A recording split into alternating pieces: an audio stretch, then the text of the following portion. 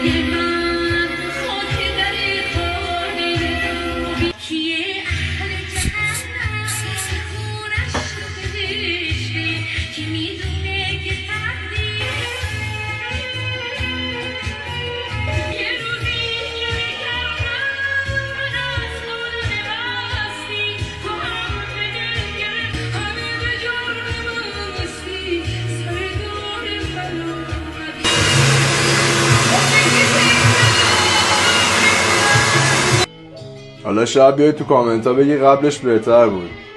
باید بگم که خودم هم ایتکیم این پشیمانم. چه کاری آخه؟